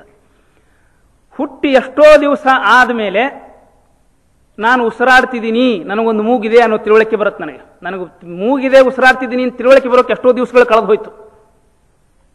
ಭಸ್ತ್ರಾಹ ಕಿಂ ನ ಶ್ವಸಂತ್ಯುತ ಕೇಳ್ತಾರೆ ಭಾಗವತದಲ್ಲಿ. ಆ ಕೆಂಡ ಇದೆಯಲ್ಲ, ತಿದಿ ಅಂತ ಮಾಡ್ತಿರ್ತಾರೆ ಕಬ್ಬಣ ಕಾಸುವವರು, ಕೆಳಗಡೆ ಎಳೆದ್ರೆ ಅಲ್ಲಿ ಬುಸ್ ಅಂತ ಗಾಳಿ ಬರುತ್ತೆ, ಗಾಳಿಯಿಂದ ಬೆಂಕಿ ಉಳಿಯತ್ತೆ. ಅದ್ರ ಹಂಗೆ ನೀನು ಉಸಿರಾಡ್ತಾ ಇದೆಯಾ ಅಷ್ಟೇ. ಒಂದು ಮೂಗಿದೆ, ಗಾಳಿ ಒಳಕ್ಕೆ ಬರುತ್ತೆ, ಹೊರಕ್ಕೆ ಹೋಗುತ್ತೆ ಅಷ್ಟೇ, ನಿನ್ನದೇನಿಲ್ಲ ಇದರಲ್ಲಿ. ನಾನು ಉಸಿರಾಡ್ತಿದ್ದೇನೆ ಅನ್ನೋ ಮಾತನ್ನು ಅವ್ರು ರಿಡಿಕ್ಯೂಲ್ ಮಾಡ್ತಾರೆ. ಅವರು ಗಾಳಿ ಕಿಟಕಿ ತೆಗೆದಿಟ್ರೆ ಗಾಳಿ ಬರುತ್ತೆ, ಹೋಗುತ್ತೆ. ಹಂಗೆ ಮೂಗಿದೆ, ಗಾಳಿ ಒಳಗೆ ಹೋಗುತ್ತೆ, ಹೊರಗೆ ಬರುತ್ತೆ. ಒಂದು ದಿವಸ ಯಾವಾಗಲೂ ಉಸಿರಾಟಕ್ಕೆ ತೊಂದರೆ ಆದರೆ ಡಾಕ್ಟರ್ ಹತ್ರ ಆಸ್ತಮಾ ಅಂತ ಹೋಗ್ತೀವಿ. ಡಾಕ್ಟ್ರೇ ಉಸಿರು ಮೇಲಿಂದ ಮೇಲೆ ಕೆಳಗಿನ ಕೆಳಗೆ ಬರುತ್ತೆ. ಎಲ್ಲ ನಿನ್ನ ಉಸಿರು, ನೀನು ಉಸಿರಾಡ್ತಿಲ್ಲ, ಕಂಟ್ರೋಲ್ ಮಾಡ್ಕೋ, ಅದನ್ನು ಸರಿ ಮಾಡ್ಕೋ ಇಲ್ಲ. ಉಸಿರು ಆಡ್ತಾ ಇರೋ ಅಷ್ಟು ದಿವಸ ಆರಾಮಾಗಿ ಉಸಿರಾಡ್ತಾ ಇದ್ವಿ, ನಾನು ಉಸಿರಾಡ್ತೀನಿ ಅಂತ ಹೇಳ್ಕೊಳ್ತಾ ಇದ್ವಿ. ಒಂದೋ ಒಂದು ದಿವಸ ಉಸಿರು ಗಟ್ಟಿದಾಗ ಅದನ್ನ ಹೆಂಗೆ ರಿಪೇರ್ ಹೋಗ್ಬೇಕು ಅಂತ ಗೊತ್ತಿಲ್ಲ. ಆಸ್ತಮಾ ಅಂತ ಅದಕ್ಕೊಂದು ಹೆಸರು ಕೊಟ್ಟು ಗುಳಿಗೆ ಔಷಧಕ್ಕೆ ಹೋಗ್ತೀವಿ. ಅವರು ಆಸ್ತಮಾ ಸಿವಿಯರ್ ರೀ, ಇದು ಈ ಸ್ವಲ್ಪ ತೊಂದರೆ ಆಗತ್ತೆ ಅಂತ ಅವರು ಇಷ್ಟು ಸಮಾಧಾನ ಮಾಡಿ ಕಳಿಸ್ತಾರೆ. ಮಧ್ಯೆ ಮಧ್ಯೆ ಉಸಿರು ಕಟ್ಟಿದಾಗ ಒದ್ದಾಡ್ತೀವಿ. ಆಸ್ತಮಾ ಅನುಭವಿಸಿದವ್ರನ್ನ ಕೇಳ್ಬೇಕು ಅದನ್ನ. ಆಮೇಲೆ ಒಂದು ದಿವಸ ಉಸಿರು ನಿಂತು ಹೋಗ್ಬಿಡತ್ತೆ. ಗೋವಿಂದ, ಉಸಿರು ನಿಂತ್ರಿ, ಮುಗೀತು, ವೈಕುಂಠವಾಸಿಗಳಾದರು. ಅದಕ್ಕೊಂದು ಒಳ್ಳೆ ಶಬ್ದ ಕೊಟ್ಟು ಮುಗೀತು ಕಥೆ, ಕಂತೆ ಹೋಗದ ಕಿಕ್ಕಡದ ಬಕೆಟ್ ಅನ್ನೋ ಬದಲು ಒಂದು ಒಳ್ಳೊಳ್ಳೆ ಶಬ್ದಗಳಿಂದ ಅದಕ್ಕೆ ಅಲಂಕಾರ ಮಾಡಿ ಸಮಾಧಾನ ಪಟ್ಕೋತೀವಿ. ನಾನು ಉಸಿರಾಡ್ತೇನೆ ಅನ್ನೋ ಮಾತನ್ನು ಆಡುವಾಗ ಹುಷಾರಾಗಿರುವಂತಾರೆ ಉಪನಿಷತ್ಕಾರರು. ಆ ಉಸಿರಾಟದ ಮೇಲೆ, ಆ ಮೂಗಿನ ಮೇಲೆ ನಿನ್ನ ಪ್ರೊಪ್ರೈಟರಿ ಎಷ್ಟು? ಮನಸ್ಸು, ನನ್ನ ಮನಸ್ಸು ಅಂತೀವಿ, ಹೌದೇ? ಆ ಮನಸ್ಸು ಹೆಂಗಿದೆ ಅಂದರೆ, ನಾನು ಹೇಳ್ದಂಗೆ ಕೇಳಲ್ಲ, ಅದು ಹೇಳ್ದಂಗೆ ನಾನು ಕೇಳ್ತೀನಿ. ಆದ್ದರಿಂದ ನನ್ನ ಮನಸ್ಸು ಅಲ್ಲ, ಮನಸ್ಸಿನ ನಾನು ಅಂತ ಹೇಳಬೇಕು, ಸರಿಯಾಗಿ ಹೇಳೋದಾದ್ರೆ ಅಲ್ವಾ? ನೋಡಿ, ಯಾರೋ ಒಂದು ಕೆಟ್ಟು ಮಾತಾಡಿರ್ತಾರೆ, ಮನಸ್ಸಿಗೆ ನೋವಾಗುವ ಹಂಗೆ ಮಾತಾಡ್ಬಿಟ್ಟಿರ್ತಾರೆ. ಪದೇ ಪದೇ ಪದೇ ಪದೇ ಮನಸ್ಸಿಗೆ ಅದು ನೆನಪಿಗೆ ಬಂದು ಹಿಂಸೆ ಆಗ್ತಾ ಇರುತ್ತೆ. ರಾತ್ರಿ ನಿದ್ದೆ ಬರಲ್ಲ, ಓಡಾಡುವಾಗ ನೆನಪಿಗೆ ಬರುತ್ತೆ, ಖಾಲಿ ಕೂತ ತಕ್ಷಣ ಕಾಡತ್ತೆ. ಅಯ್ಯೋ ಮಾರಾಯ, ನನ್ನ ಮನಸ್ಸಿಗೆ ಅದು ಬೇಡವಾಗಿದೆ, ನನಗೆ ನೆನಪಿಗೆ ಬರೋದು ಬೇಡ ಅದು ಅಂದರೆ ನೀನು ರಾತ್ರಿ ಮಲ್ಕೊಳಕ್ ಬಿಡಲ್ಲ ಅನ್ನತ್ತದು. ಆಮೇಲೆ ಮನೇಲಿ ಹೆಂಡತಿನೋ ಗಂಡನೋ ಮಕ್ಕಳೋ ಯಾರೋ ಹೇಳ್ತಾರೆ, ಬಿಡೋದನ್ನು ಎಷ್ಟು ಅಂತ ನೆನೆಸ್ಕೋತೀಯ ಮನಸ್ಸಿನಲ್ಲಿ, ಅದನ್ನೇ ಹುಚ್ಚಿಡಿದೀತಿ ಎಲ್ಲಾದರೂ ಅಂದರೆ ಅವ್ರ ಮೇಲೆ ರೇಗ್ತೀವಿ. ಸತ್ರು ಮರೆಯಲ್ಲ. ಅಯ್ಯೋ ಕರ್ಮವೇ. ಆಮೇಲೆ ಮತ್ತೆ ಅಳೋಣ, ಏನು ಮಾಡಲಿ ನಾನು, ನನಗೆ ಮರಿಬೇಕು ಅಂದ್ರೆ ಆಗ್ತಾ ಇಲ್ಲ. ಎಂಥ ಸಹಾಯಕತೆ ನೋಡಿ. ನಮ್ಮ ಮನಸ್ಸಾ ಇದು? ನನ್ನ ಕಂಟ್ರೋಲ್ನಲ್ಲಿರೋ ಮನಸ್ಸಾ ಇದು? ಮನಸ್ಸು ನಮ್ಮನ್ನು ಆಳ್ತಾ ಇದೆಯಾ, ನಾವು ಮನಸ್ಸನ್ನು ಆಳ್ತಾ ಇದ್ದೇವೆ? ಯಾರೋ ಉಪಕಾರ ಮಾಡಿರ್ತಾರೆ, ಅದನ್ನು ಸದಾ ಸ್ಮರಣೆಯಲ್ಲಿಟ್ಟುಕೋ. ಮರೆತು ಬಿಡತ್ತೆ ಅನುಕೂಲವಾಗಿ ಅದನ್ನು. ಸಾಲ ಬಂದು ಕೊಟ್ಟಿರ್ತಾನೆ, ಸಾಲ ಇಸ್ಕೊಳ್ಳುವಾಗ ನಾಳೆನೇ ಕೊಟ್ಬಿಡ್ತೀನಿ ಕಣಯ್ಯ, ಮರೆಯೋದೇ ಇಲ್ಲ, ಅದು ನೆನಪಾಗೋದೇ ಇಲ್ಲ. ಮಾರನೇ ದಿವಸ ಅದು ಮರ್ತೋಯ್ತು. ಅಯ್ಯೋ ಏನು ಮಾಡ್ಲಪ್ಪ, ಮರ್ತೋಗ್ಬಿಡ್ತು. ತುಂಬ ಕೆಲಸಗಳು ಏನು ಮರಿಬಾರ್ದು ಅದನ್ನು ಮರ್ತು ಬಿಡುತ್ತೆ. ನಮ್ಮಲ್ಲಿ ಕರ್ನಾಟಕದಲ್ಲಿ ಒಂದು ಮಾತಿದೆ, ಕೊಟ್ಟವ ಕೋಡಂಗಿ ಇಸ್ಕೊಂಡವ ಈರ್ಭದ್ರ ಅಂತ. ಮರ್ತೇ ಹೋಗತ್ತೆ ಅದು. ಆದ್ದರಿಂದ ನನ್ನ ಮನಸ್ಸು ಅಂತೀನಲ್ಲ, ಎಷ್ಟರ ಮಟ್ಟಿಗೆ ಮನಸ್ಸು ನನ್ನದು, ಇದರ ಮೇಲೆ ನನ್ನ ಒಡೆತನ ಎಂಥತ್ತಿದು. ಈ ಎಲ್ಲ ಮಾತುಗಳನ್ನು ಉಪನಿಷತ್ಕಾರರು ಬಹಳ ಕೂಲಂಕಷವಾಗಿ ಪರ್ಯಾಲೋಚನೆ ಮಾಡಿದ್ದಾರೆ. ಇವತ್ತು ಸೈಕಾಲಜಿ ಎಷ್ಟು ಮುಂದುವರೆದಿದೆ ಅಂತಂದ್ರೆ, ಮನಸ್ಸಿನ ಬಗ್ಗೆ ಅನೇಕ ವಿಧವಾದ ಸಂಶೋಧನೆಗಳು ಬಂದಿವೆ. Will power, wonderful. ಆ ಮೋಟಿವೇಶನಲ್ ಸ್ಪೀಕರ್ಸ್ ಅಂತ ಕೇಳಬೇಕು, ಯು ಹ್ಯಾವ್ ಟ್ರಮೆಂಡಸ್ ಪವರ್ ಅಂತ ಹೊಡಿತಾ ಇರ್ತಾರೆ ಹಾಗೆ. Well, where from this power came? ಮನಸ್ಸಿಗೆ ಈ ಶಕ್ತಿ ಎಲ್ಲಿಂದ ಬಂತು? We don't know. ಬೇಕಾದ್ದನ್ನು ಸಾಧಿಸಬಲ್ಲಂಥ ಶಕ್ತಿ ಇದೆ. ಭೂಮಿ ಅಂತರಾಳಕ್ಕೆ ಹೋಗುತ್ತೆ, ಆಕಾಶಕ್ಕೆ ಹೋಗುತ್ತೆ, ಎಲ್ಲಿ ಬೇಕಲ್ಲಿ ಏನು ಆಟಮನ್ನು ಸ್ಫೋಟ ಮಾಡುತ್ತೆ. ಇಂಥ ಅದ್ಭುತ ಶಕ್ತಿ ಮನಸ್ಸಿಗೆ ಎಲ್ಲಿಂದ ಬಂತು? Biologically we are all same. ಅವೇ ಕಣಗಳಿಂದಲೇ ನಮ್ಮೆಲ್ಲ ಶರೀರ ಮಾಡಲ್ಪಟ್ಟಿವೆ. ಕಣ್ಣಿಗೆ ಕಾಣದೇ ಇರತಕ್ಕಂಥ ಒಂದು ಮನಸ್ಸು ಅನ್ನೋ ಒಂದು ಎಲಿಮೆಂಟ್ ಇದೆ ನಮ್ಮಲ್ಲಿ ಎಲ್ಲರಲ್ಲಿ. ಅದು ಈ ಕಣ್ಣಿಗೆ ಕಾಣತಕ್ಕಂಥ ಪ್ರಪಂಚದಲ್ಲಿ ಅದ್ಭುತ ಕಾರ್ಯಗಳನ್ನು ಮಾಡುತ್ತೆ. ಆ ಮನಸ್ಸಿನ ಮೂಲ ಎಲ್ಲಿದೆ? ಕಣ್ಣಿಗೆ ಕಾಣತಕ್ಕಂಥ ಈ ಅದ್ಭುತ ವಿಶ್ವವನ್ನ ತಲೆ ಕೆಳಗೆ ಮಾಡಿಬಿಡಬಲ್ಲಂತಹ ಶಕ್ತಿ ಕಣ್ಣಿಗೆ ಕಾಣದೇ ಇರೋ ಆ ಮನಸ್ಸಿಗಿದೆ. ಆ ಮನಸ್ಸಿನ ಶಕ್ತಿಯ ಮೂಲ ಎಲ್ಲಿದೆ? ಮನಸ್ಸಿಗಿಂಥ ಶಕ್ತಿ ಎಲ್ಲಿಂದ ಬಂತು? ನಮಗೆ ಗೊತ್ತಿಲ್ಲ. ಬೇಕಾದಷ್ಟು ಸಂಶೋಧನೆಗಳು, ಸಂಶೋಧನೆ ಡಿರೆಕ್ಷನ್ನೇ ಚೇಂಜ್ ಮಾಡಿಬಿಟ್ಟಿದ್ದಾರೆ ಇವಾಗೆಲ್ಲ. ಸೈಕಾಲಜಿ ಅಂದರೆ ಬಿಹೇವಿಯರಲ್ ಸೈನ್ಸ್ ಅಂತ, ಬಿಹೇವಿಯರ್ ಮೇಲೆ ಇವಾಗೆಲ್ಲನೂ ರಿಸರ್ಚ್ ನಡೀತಾ ಇರೋದು. ಮೂಲತಃ ಮನಸ್ಸಿನ ಮೇಲೆ ಮಾಡ್ತಾ ಇದ್ರು, ಅದನ್ನು ಕೈ ಬಿಟ್ಬಿಟ್ರು. ಯಾಕೆಂದರೆ ಇಟ್ ಈಸ್ ಸಮಥಿಂಗ್ ಅನ್ನೋನ್. ಇದೆಯೋ ಇಲ್ವೋ ಯಾರಿಗೆ ಗೊತ್ತು ಮನಸ್ಸು ಅನ್ನೋದು, ಅಲ್ಲಿ ತನಕನೂ ಮಂದಿ ಕ್ವಶನ್ ಮಾಡ್ತಾರೆ. ಆದರೆ ಉಪನಿಷತ್ಕಾರರು ಕೇನೇಷಿತಂ ಪತತಿ ಪ್ರೇಷಿತಂ ಮನಃ, ಮೊದಲನೇ ಪ್ರಶ್ನೆನೇ ಅದನ್ನು ಕೇಳಿದ್ರು. ಮನಸ್ಸಿಗೆ ವಿಚಾರಗಳು ಬರೋದು ಎಲ್ಲಿಂದ? ಕೇನ ಪ್ರಾಣ ಪ್ರಥಮಂ ಪ್ರಯತಿಯುಕ್ತ. ಈ ವಾಯು ಈ ಗತಿಯಲ್ಲಿ ಶರೀರದ ಒಳಗೆ ಹೊರಗೆ ಸಂಚಾರ ಮಾಡುತ್ತಲ್ಲ, ಇದರ ಮೂಲ ಏನು? ಚಕ್ಷು ಶ್ರೋತ್ರಂ ಕೇನ ಪ್ರಥಮಂ ಪ್ರಯತಿ ಪ್ರಯುಕ್ತ. ಮೊದಲನೇ ಪ್ರಶ್ನೆನೇ ಅದನ್ನು ಮಾಡಿಕೊಂಡ್ರು ಉಪನಿಷತ್ಕಾರರು. ಅವರು ಒಂದು ನಿರ್ಣಯಕ್ಕೆ ಬಂದರು. ಈ ವ್ಯವಸ್ಥಿತವಾದ ವಿಶ್ವ, ಪಿಂಡಾಂಡ ಮತ್ತು ಬ್ರಹ್ಮಾಂಡ, ಇದನ್ನು ನೋಡಿದಾಗ ಇದರಲ್ಲೊಂದು ವ್ಯವಸ್ಥೆ ಇದೆ. ಈ ವ್ಯವಸ್ಥೆಯನ್ನ ನಾನು ಮಾಡಿಲ್ಲ, ನನ್ನಂಥವರು ಮಾಡಿಲ್ಲ ಅಂದಮೇಲೆ ಕರ್ಮಣಿ ಕ್ರಿಯಮಾಣೆ ಅಪಿ ಅಕರ್ಮಯ ಪಶ್ಯೇತ್. ನಾನೇನೋ ನನ್ನ ಪಾಲಿನದನ್ನ ಅಲ್ಪ ಕೆಲಸವನ್ನು ನಾನು ಮಾಡ್ತಾ ಇದ್ದೇನೆ, ಪ್ರಕೃತಿಯಲ್ಲಿ ಅನೇಕ ಘಟನೆಗಳು ನಡೀತಾ ಇವೆ, I am just doing my own role ಅಷ್ಟೇನೆ. ಎಲ್ಲಿ ತನಕ ಆ ಎಚ್ಚರ ಇರುತ್ತದೆ ಅಲ್ಲಿ ತನಕ ನನ್ನಿಂದಾಗಿ ಇದು ಆಯಿತು ಅಂತ ಮನುಷ್ಯನಿಗೆ ಅಹಂಕಾರ ಬರೋದಿಲ್ಲ. ಆದ್ದರಿಂದ ಈ ತಿಳುವಳಿಕೆ ಬಹಳ ಮುಖ್ಯ ಇದೆ. ಕರ್ಮಣಿ ಅಕರ್ಮಯ ಪಶ್ಯೇತ್. ಎಂಥ ಅದ್ಭುತವಾದ ಕರ್ಮ ನಡೆದಾಗಲೂ ಕೂಡ ಎಲ್ಲಿ ತನಕ ಮನುಷ್ಯನಿಗೆ ತನ್ನೊಬ್ಬನಿಂದ ಈ ಕರ್ಮ ನಡೆದಿಲ್ಲ ಅನ್ನೋ ಎಚ್ಚರ ಮನಸ್ಸಿನಲ್ಲಿ ಉಳಿಯತ್ತೋ ಅಲ್ಲಿ ತನಕ ಅಹಂಕಾರಕ್ಕೆ ಆಸ್ಪದ ಇಲ್ಲ. ಯಾವತ್ತು ಆ ಎಚ್ಚರ ಕಳೆದು ಹೋಗುತ್ತೋ ಅಲ್ಲಿ ನನ್ನಿಂದಾಗಿ ಆಯಿತು ಅನ್ನೋ ಅಹಂಕಾರ ಮದ ತಲೆಗೆ ಏರಲಿಕ್ಕೆ ಸಾಧ್ಯ. ಇದು ಒಂದರ್ಥ. ಇನ್ನೊಂದರ್ಥ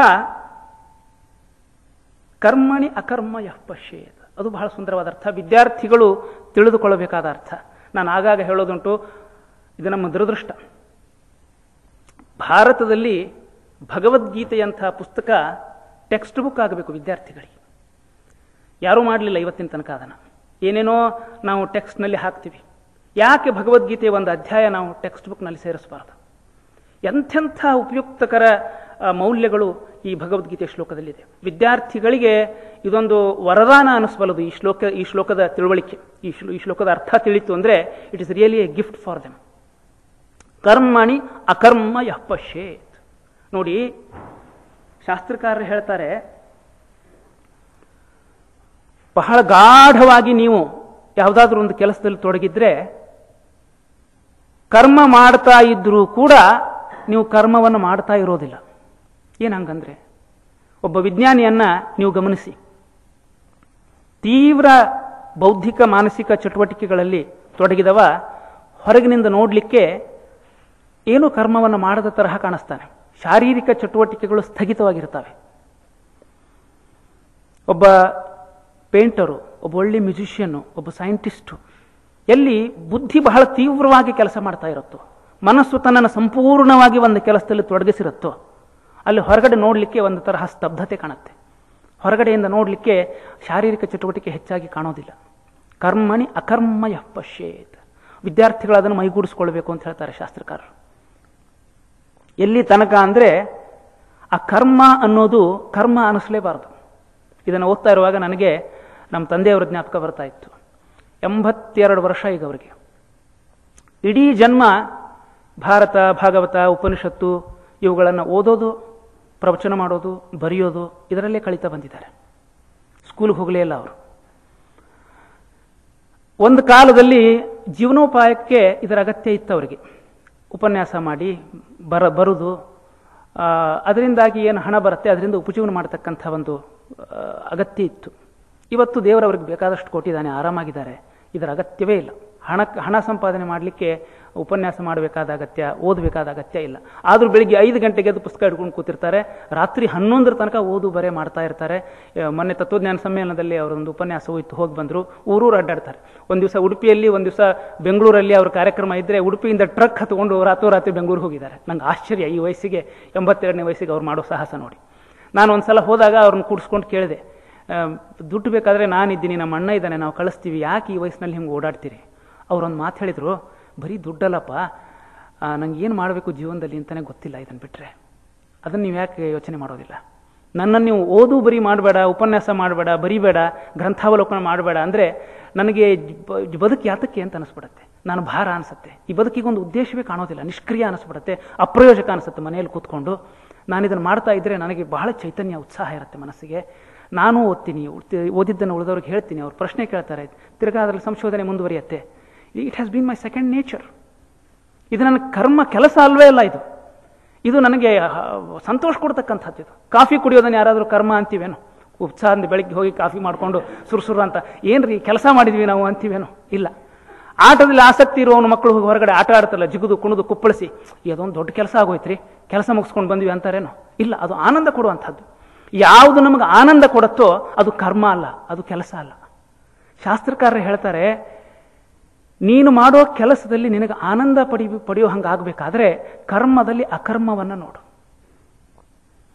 ಸುಲಭ ಅಲ್ಲ. ಒಂದು ಕಾಲದಲ್ಲಿ ಇದೇ ನನ್ನ ತಂದೆ ಅವರ ತಂದೆ ಹತ್ರ ಬಯಸ್ಕೊಂಡು ಹೊಡೆಸ್ಕೊಂಡು ಓದಿದ್ದಾರೆ. ಓದು ಅನ್ನೋದನ್ನು ಒಂದು ಕೆಲಸ ಅಂತ ಮಾಡಿದ್ದಾರೆ. ಆದರೆ ಕಾಲ ಹೋದಾಗೆ ಅದು ಕೆಲಸ ಅಲ್ಲ, ಅದು ಆನಂದ ಕೊಡುವಂಥದ್ದು ಅನ್ನೋ ಹಾಗೆ ಅವ್ರ ವ್ಯಕ್ತಿತ್ವವನ್ನು ಅವರು ರೂಪಿಸಿಕೊಂಡ್ರು. ಕರ್ಮಣಿ ಅಕರ್ಮ ಯಃ ಪಶ್ಯೇತ್. ಸತತವಾಗಿ ಒಂದು ಕರ್ಮವನ್ನು ಆಸಕ್ತಿಯಿಂದ ಮಾಡೋದ್ರಿಂದ ಅದು ನಮಗೊಂದು ಸಂತೋಷ ಕೊಡ್ಲಿಕ್ಕೆ ಶುರು ಮಾಡ್ತದೆ. ಪೇಂಟಿಂಗ್ ಕಲಿಯುವ ಮೊದಲು ಬಹಳ ಕಷ್ಟಪಟ್ಟು ಕಲಿತಾನೆ. ಆಮೇಲೆ ಸುಮ್ಮನೆ ಕುಂಚ ತಗೊಂಡು ಹಿಂಗೆ ಬಿಡಿಸ್ತಾ ಇದ್ರೆ ನೋಡೋದ್ರಲ್ಲಿ ಒಂದು ಅದ್ಭುತವಾಗಿರ್ತಕ್ಕಂಥ ಚಿತ್ರ ನಿರ್ಮಾಣ ಆಗಿರ್ತದೆ. ಅದರಲ್ಲಿ ಒಂದು ಆನಂದ ಇದೆ, ಅಭಿವ್ಯಕ್ತಿಯಲ್ಲಿ ಒಂದು ಆನಂದ ಇದೆ. ಕರ್ಮಣಿ ಅಕರ್ಮ ಯಃ ಪಶ್ಯೇತ್. ನೀನೇನು ಕೆಲಸ ಮಾಡ್ತೀಯಲ್ಲ, ಏನು ಅಧ್ಯಯನ ಮಾಡ್ತೀಯಲ್ಲ, ಅದರಿಂದ ಆನಂದ ಪಡೆಯು. ಅದನ್ನು ಮಾಡು. ಮಾಡ್ತಾ ಅದೊಂದು ಕೆಲಸ ಅನ್ನಿಸ್ಬಾರ್ದು, ರಗಳೆ ಅನ್ನಿಸ್ಬಾರ್ದು. ಅದು ಬಹಳ ದಿವಸ ಮಾಡೋದಿಲ್ಲ ನೀನು ಅದನ್ನು. ಕರ್ಮದಲ್ಲಿ ಅಕರ್ಮವನ್ನು ಕಾಣು, ಕರ್ಮದಲ್ಲಿ ಆನಂದವನ್ನು ಕಾಣು. ಕರ್ಮವನ್ನು ನಿನ್ನ ಸೆಕೆಂಡ್ ನೇಚರ್ ಮಾಡಿಕೋ. ಅಥವಾ ಯಾವುದು ನಿನ್ನ ಸೆಕೆಂಡ್ ನೇಚರ್ ಅನ್ನಿಸೋ ಹಾಗೆ ನಿನಗೆ ಆನಂದ ಕೊಡ್ತದೋ ಅಂಥ ಕರ್ಮ ಬಿಟ್ಟುಕೊಡಬೇಡ. ಯಾಕೆಂದರೆ ನಿನ್ನನ್ನು ನೀನು ಬಿಟ್ಟುಕೊಟ್ಟ ಹಾಗೆ ಅದು ನಿನ್ನ ಸ್ವರೂಪ ಯೋಗ್ಯತೆ, ಅದು ನಿನ್ನ ವಿಕಾಸಕ್ಕೆ ದಾರಿಯನ್ನು ಮಾಡಿಕೊಡ್ತಕ್ಕಂಥದ್ದು. ಅದನ್ನು ಬಿಟ್ಟು ನೀನು ಬದುಕಬೇಡ. ಕರ್ಮಣಿ ಅಕರ್ಮ ಯಃ ಪಶ್ಯೇತ್ ಅಕರ್ಮಣಿ ಚ ಕರ್ಮಯಃ. ಬಹಳ ದೊಡ್ಡ ಮೌಲ್ಯವನ್ನು ನಮಗೆ ಇಲ್ಲಿ ತಿಳಿಸಿದ್ದಾರೆ.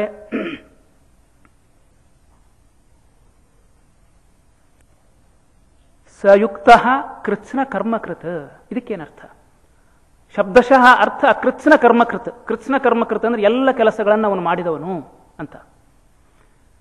ಆ ತನ್ಮಯತೆಯಿಂದ ಕೆಲಸ ಮಾಡಿರ್ತಾರಲ್ಲ, ಅವ್ರಿಗಿರೋ ತೃಪ್ತಿಯನ್ನು ನೀವು ಗಮನಿಸಿ. ಎಂಥ ತೃಪ್ತಿ ಇರುತ್ತೆ! ಎಲ್ಲ ಕೆಲಸವನ್ನು ಮಾಡಿದವ್ರಿಗೂ ಇರಲಿಕ್ಕಿಲ್ಲ ಅಂಥ ತೃಪ್ತಿ ಅವರದ್ದಾಗಿರುತ್ತೆ.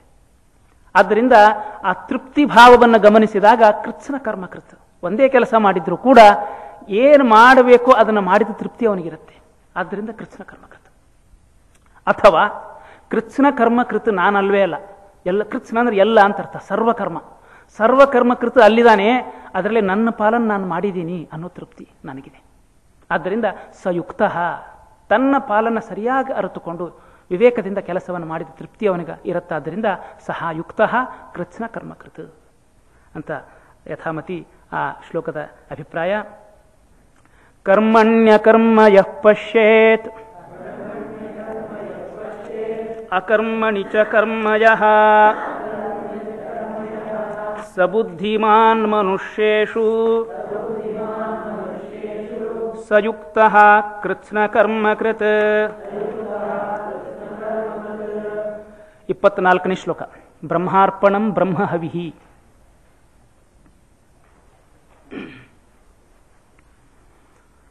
ಬ್ರಹ್ಮಾರ್ಪಣಂ ಬ್ರಹ್ಮ ಹವಿಹಿ ಬ್ರಹ್ಮಾಗ್ನೌ ಬ್ರಹ್ಮಣಾಹುತಂ ಬ್ರಹ್ಮೈವ ತೇನ ಗಂತವ್ಯಂ ಬ್ರಹ್ಮಕರ್ಮ ಸಮಾಧಿನಾ. ಅನೇಕರಿಗೆ ಸುಪರಿಚಿತ ಈ ಶ್ಲೋಕ. ಯಾಕೆಂದರೆ ಅವರವರ ಸಂಪ್ರದಾಯಕ್ಕನುಗುಣವಾಗಿ ಊಟಕ್ಕೆ ಕೂಡೋ ಮೊದಲು ಏನಾದರೂ ದೇವರಿಗೆ ಪ್ರಾರ್ಥನೆ ಹೇಳೋದು ನಮ್ಮಲ್ಲೊಂದು ವಾಡಿಕೆ. ಅನೇಕರು ಈ ಶ್ಲೋಕವನ್ನು ಊಟದ ಮೊದಲು ಪ್ರಾರ್ಥನೆಯಾಗಿ ಹೇಳ್ತಾರೆ. ಮತ್ತು ಕೆಲವರು ಇನ್ನು ಬೇರೆ ಮಂತ್ರಗಳನ್ನು ಹೇಳೋದುಂಟು. ಆದರೆ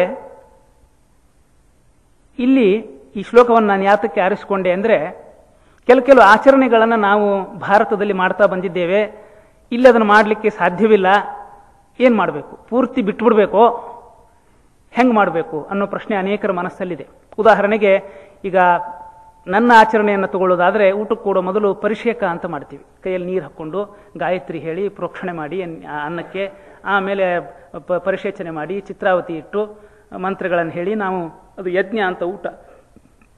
ಆದ್ದರಿಂದ ಅದನ್ನೆಲ್ಲ ಮಾಡೋದೊಂದು ವಾಡಿಕೆ ಉಂಟು. ಇಲ್ಲಿ ಟೇಬಲ್ ಮೇಲೆ ಊಟ ಮಾಡ್ತೀವಿ. ಟೇಬಲ್ ಮೇಲೆ ಪರಿಷೇಕ ಮಾಡಬೇಕು ಮಾಡಬಾರ್ದು? ಚಿತ್ರಾವತಿ ಇಡ್ತೀವಿ. ಚಿತ್ರಾವತಿ ಇಟ್ಟರೆ ಅದನ್ನು ಪುನಃ ಗೋವಿಗೆ ಹಾಕ್ತಾರೆ ಭಾರತದಲ್ಲಿ. ಇಲ್ಲಿ ಎಲ್ಲಿ ಗೋವು ಹುಡ್ಕೊಂಡು ಹೋಗ್ತೀರಿ ನೀವು? ಗೋವಿಗೆ ಹಾಕದೇ ಇದ್ರೆ ಇನ್ನು ಅದನ್ನೇನು ಮಾಡಬೇಕು? ಇನ್ನು ಸಿಂಕಿಗೆ ಹಾಕಬಾರ್ದು. ಅದನ್ನು ದೇವರಿಗೆ ಅಂತ ಇಟ್ಟದ್ದು ಅದನ್ನು ಒಯ್ದು ಗಾರ್ಬೇಜಿಗೆ ಹಾಕೋದು, ಸಿಂಕಿಗೆ ಹಾಕೋದು ಮಾಡಬಾರ್ದು. ಹಂಗಾರೆ ಚಿತ್ರಾವತಿ ಇಡಬೇಕೋ ಇಡಬಾರ್ದು? ಪರಿಷೇಕ ಮಾಡಬೇಕೋ ಮಾಡಬಾರ್ದು ಅನ್ನುವಂಥ ಸಮಸ್ಯೆಗಳು. ಆಮೇಲೆ ಅದರ ಮೇಲೆ ಬಟ್ಟೆ, ಅಲ್ಲೆಲ್ಲ ಮಡಿ ಉಟ್ಕೊಂಡು ಕೂಡ್ತೀವಿ, ಇಲ್ಲೆಲ್ಲ ಪ್ಯಾಂಟು ಶರ್ಟು ಹಾಕೊಂಡು ಬೇರೆ ಕೂತಿರ್ತೀವಿ. ಮಂತ್ರ ಹೇಳಬೇಕೋ ಹೇಳಬಾರ್ದು? ವೇದ ಮಂತ್ರಗಳು, ಆ ಹೊಲದ ಬಟ್ಟೆ ಹಾಕೊಂಡು ಆ ಮಂತ್ರಗಳನ್ನ ಹೇಳಬೇಕೋ ಹೇಳಬಾರ್ದು? ಹೀಗೆಲ್ಲ ಅನೇಕ ಸಮಸ್ಯೆಗಳು. ಅದಕ್ಕೆ ಅವರವ್ರಿಗೆ ಕಂಡಂತೆ ಅವರವ್ರ ಪರಿಹಾರ. ಬಿಟ್ಬಿಟ್ರಾಯ್ತಪ್ಪ, ಇಲ್ಲಿಗೆ ಸೂಟ್ ಆಗೋದೇ ಅಲ್ಲ, ಇದು ಧರ್ಮಾಚರಣೆಗೆ ಇದು ಭೂಮಿನೇ ಅಲ್ಲ, ಕರ್ಮಭೂಮಿ ಅಲ್ಲ ಇದು, ಇದು ಬರೀ ಭೋಗಭೂಮಿ, ಆದ್ದರಿಂದ ಭಾರತಕ್ಕೆ ರಿಟೈರ್ಮೆಂಟ್ ಆದ್ಮೇಲೆ ಹೋಗ್ತೀವಲ್ಲ ಅವಾಗ ಪುನಃ ಶುರು ಮಾಡ್ಕೊಂಡ್ರೆ ಆಯ್ತು, ಅಲ್ಲಿ ತನಕ ಬಿಟ್ಟು ಬಿಡೋಣ ಅಂತ ಕೆಲವರು ಬಿಟ್ಟೇ ಬಿಟ್ಟಿರ್ತಾರೆ ಪಾಪ. ಇನ್ನು ಕೆಲವರು ತಮಗೆ ತಿಳಿದ ರೀತಿಯಲ್ಲಿ ಮಂತ್ರ ಹೇಳೋದು ಬೇಡ, ಸುಮ್ಮನೆ ಕಣ್ಣು ಮುಚ್ಕೊಂಡು ದೇವ್ರನ್ನ ನೆನೆಸ್ಬಿಟ್ರೆ ಆಯ್ತು ಅಂತ ಹೀಗೆ ಅವರವ್ರಿಗೆ ತಿಳಿದ ರೀತಿಯಲ್ಲಿ ಮಾಡ್ಕೊಂಡಿದ್ದಾರೆ. ಏನು ಮಾಡಬೇಕು? ನನ್ನ ನಿರ್ಣಯವನ್ನ ಇದೇ ಅಂತಿಮ ನಿರ್ಣಯ ಅಂತ ನಾನು ಹೇಳ್ತಾ ಇಲ್ಲ.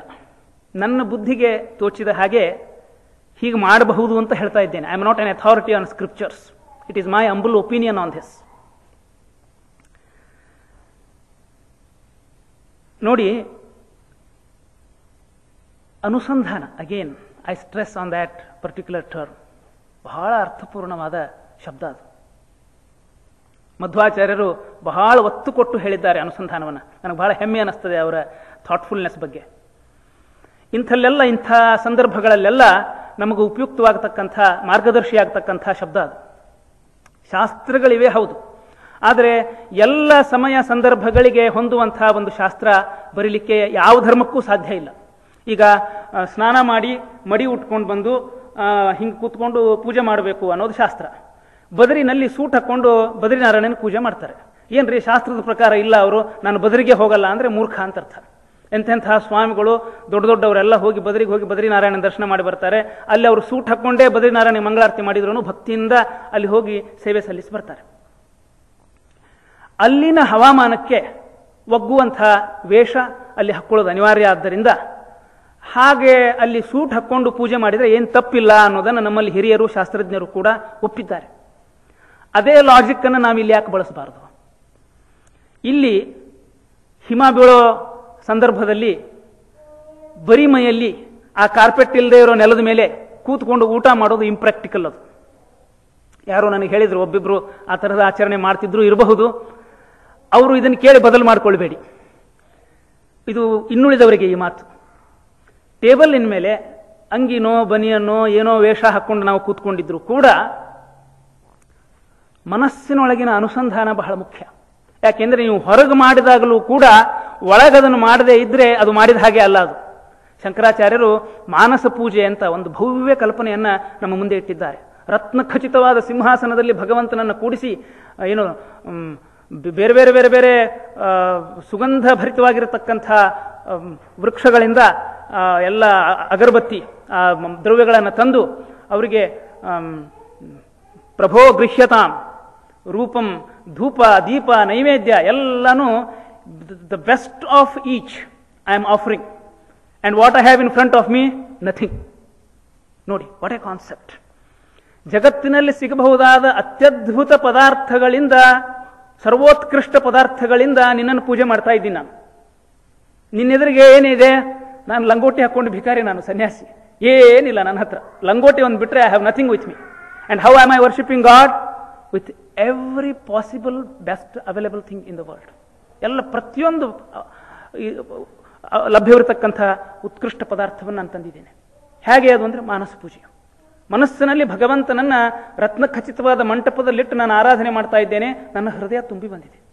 ನೋಡಿ ಎಂಥ ಒಂದು ಅನುಸಂಧಾನ ನೋಡಿ.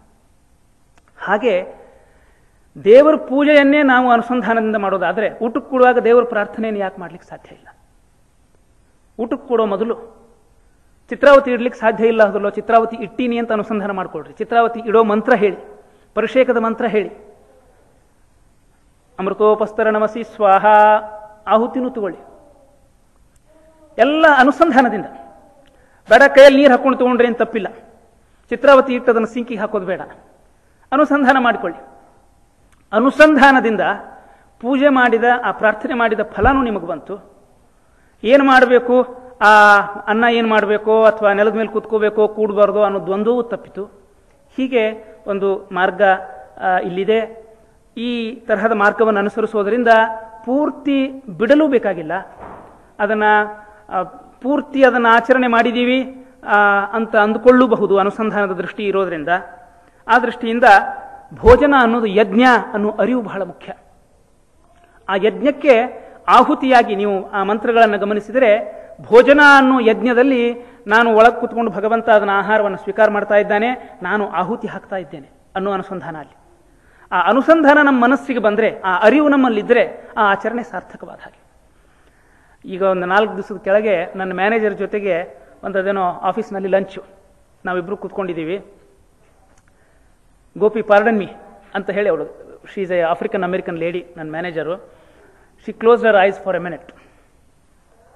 ಆಮೇಲೆ ನಾನು ಕೇಳಿದೆ, ಏನು ಮಾಡಿದ್ರಿ ನೀವು, ಪ್ರಾರ್ಥನೆ ಮಾಡಿದ್ರಾ ಅಂದರೆ she didn't go to justify it. ಮತ್ತು ಮುಂದೆ ಬೇರೆ ಮಾತು ಅಂದರೆ, ನಮ್ಮಲ್ಲಿ ನಾವು ಯಾಕೆ ಮಾಡಿದ್ವಿ, ಎತ್ತು ಮಾಡಿದ್ವಿ, ಏನು ಮಾಡಿದ್ವಿ ಅನ್ನೋದನ್ನು ಇನ್ನೊಬ್ರಿಗೆ ಹೇಳಿ ಹೇಳಿ ಒದ್ದಾಡ್ತೀವಿ. ಅವ್ರು ಏನು ಅನ್ಕೊಂಡ್ರು ಏನೋ ಅಂತ ಅಳುಕು ನಮ್ಮ ಮನಸ್ಸಿಗೆ. ಏನಿಲ್ಲ, this is what I do and I have a very thorough conviction about what I do. I don't need to explain to anybody. ನಾನು ಅವ್ರು ಕೂತಿರುವಾಗ ನನ್ನ ಪ್ರಾರ್ಥನೆ ಹೇಳಬೇಕೋ ಹೇಳಬಾರ್ದು, ನಾನು ಕಣ್ಣು ಮುಚ್ಕೊಂಡು ಕೂತಿದ್ರೆ ನಾನು ನೋಡ್ಕೊಂಡು ಏನು ಅನ್ಕೋತಾರೋ ಏನೋ, ಮೊದಲು ಅವ್ರಿಗೆ ಹೇಳಬೇಕೋ ಹೆಂಗೆ ಅಂತ ನಾನು ಯೋಚನೆ ಮಾಡ್ಕೊಂಡಿದ್ದೆ. ಯಾವ ನಮಗಿರುವಂಥ ಸಂಸ್ಕಾರ ಇಲ್ಲದೆ ಇದ್ರೂ ಕೂಡ ಅವ್ರು ನೋಡಿ ಅವ್ರ ದೇವರನ್ನ ಪ್ರಾರ್ಥನೆ ಮಾಡ್ತಾರೆ ಕೂತ್ಕೊಂಡು. Pardon me for a minute, I need to do my prayers. That's it. ಮನಸ್ಸಿಗೆ ಆ ಸಂಸ್ಕಾರ ಕಳ್ಕೊಂಡು